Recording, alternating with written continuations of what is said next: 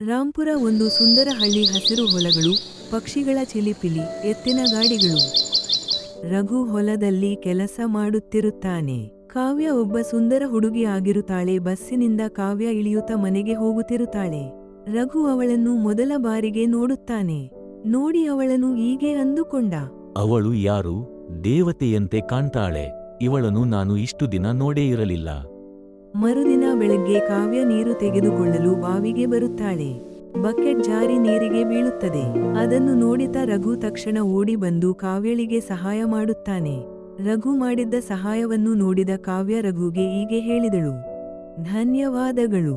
ನೀವು ಯಾರು? ಎಷ್ಟೊಂದು ಒಳ್ಳೆ ಮನಸ್ಸು ಇದೆ ನಿಮಗೆ. ಒಬ್ಬರು ಕಷ್ಟದಲ್ಲಿ ಇದ್ದಾರೆ ಎಂದು ನೋಡಿದ ತಕ್ಷಣ ಓಡಿ ಬಂದು ಸಹಾಯ ಮಾಡುವಷ್ಟು ಒಳ್ಳೆ ಮನಸ್ಸು ಇವಾಗ ಕಾಲದ ಜನರಿಗೂ ಇದೆಯಾ ಎಂದು ನಿಮ್ಮನ್ನು ನೋಡಿ ನಂಗೆ ಆಶ್ಚರ್ಯ ಆಗುತ್ತಿದೆ. ಇದು ನನ್ನ ಕರ್ತವ್ಯ. ಹೌದಾ? ಇದು ಹೇಗೆ ನಿಮ್ಮ ಕರ್ತವ್ಯ ಆಗುತ್ತದೆ?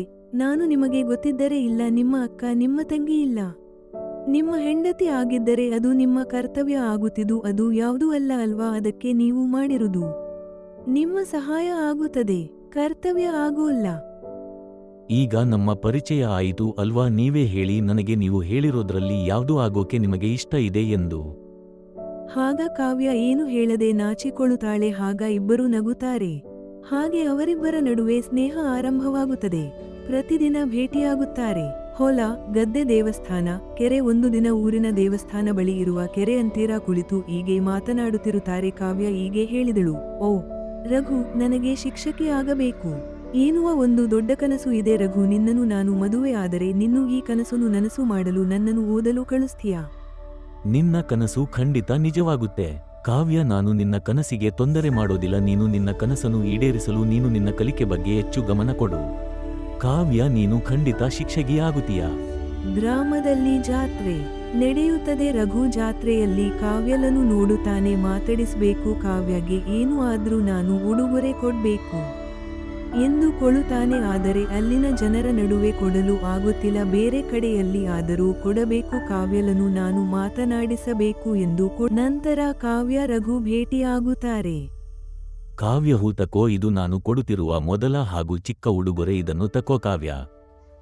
ಕಾವ್ಯ ನಾಚುತ ಹೂ ತೆಗೆದುಕೊಳ್ಳುತ್ತಾಳೆ. ಅಷ್ಟರಲ್ಲಿ ರಾತ್ರಿ ಸಮಯ ಆಗುತ್ತದೆ.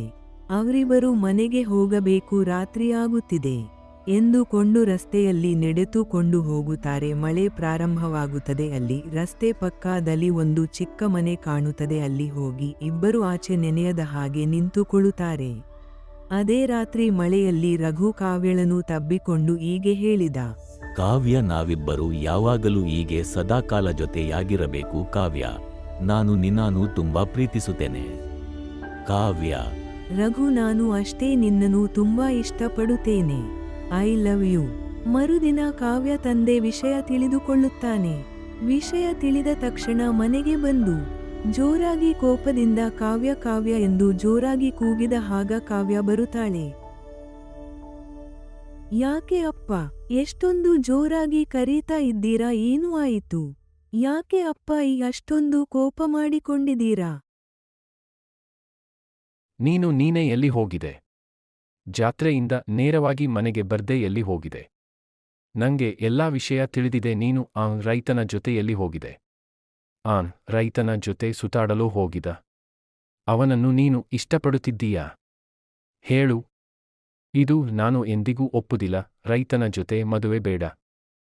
ಇದನ್ನು ಎಲ್ಲ ಕೇಳಿದ ಕಾವ್ಯ ದುಃಖಪಡುತ್ತಾಳೆ. ಬೇಸರದಿಂದ ಓಬಳೆ ಕುಳಿತುಕೊಂಡು ನಾನು ಈಗ ಏನು ಮಾಡಲಿ? ರಘುವನ್ನು ಹೇಗೆ ಭೇಟಿ ಮಾಡಲಿ?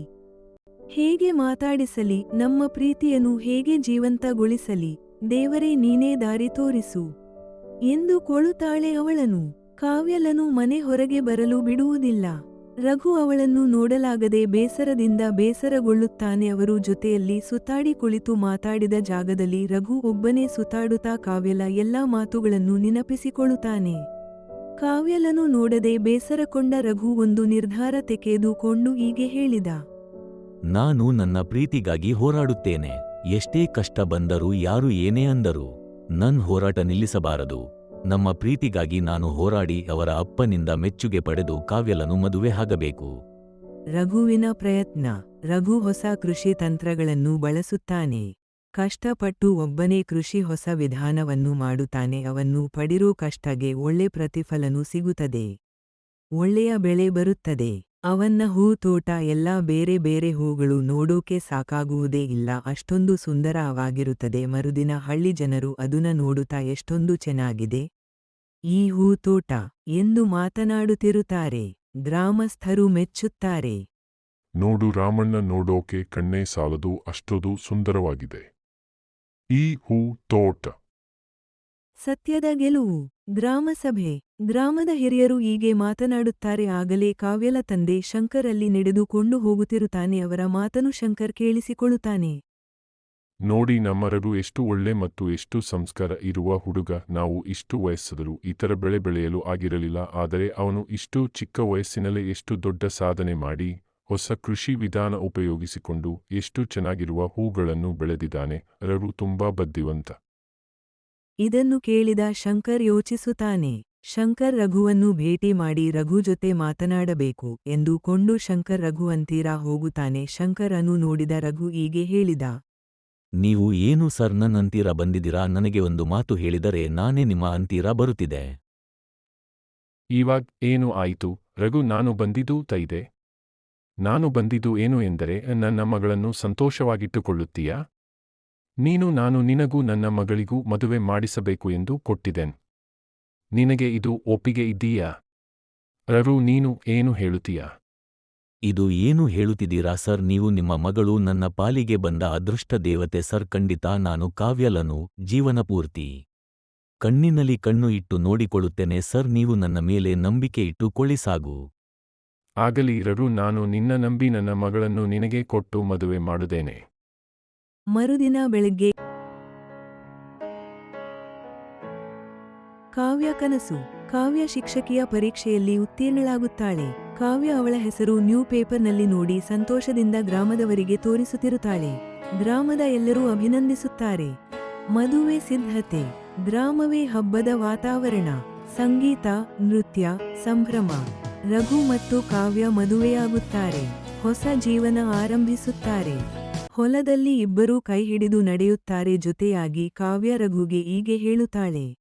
ನಮ್ಮ ಪ್ರೀತಿ ಮಲ್ಲಿಗೆ ಹೂವಿನ ಸುಗಂಧದಂತೆ ಸದಾ ಇರಲಿ. ರಘು, ನೀನು ಎಂದಿಗೂ ನನ್ನ ಜೊತೆ ಸದಾಕಾಲ ಹೀಗೆ ಇರಬೇಕು ರಘು. ಅದನ್ನು ಕೇಳಿದ ರಘು ಹೀಗೆ ಹೇಳಿದ. ನೀನು ಇದ್ದರೆ ನನ್ನ ಜೀವನ ಸಂಪೂರ್ಣ. ಕಾವ್ಯ, ನಾವು ಎಂದಿಗೂ ಹೀಗೆ ಜೊತೆಯಾಗಿ ಬಾಳೋಣ. ಕಾವ್ಯ. ಈ ಕಥೆಯಿಂದ ನಮಗೆ ಏನು ತಿಳಿದದೆ ಎಂದರೆ, ನಿಜವಾದ ಪ್ರೀತಿ, ಪರಿಶ್ರಮ ಮತ್ತು ವಿಶ್ವಾಸ ಇದ್ದರೆ ಯಾವುದೇ ಅಡೆತಡೆ ಶಾಶ್ವತವಾಗಿರುವುದಿಲ್ಲ.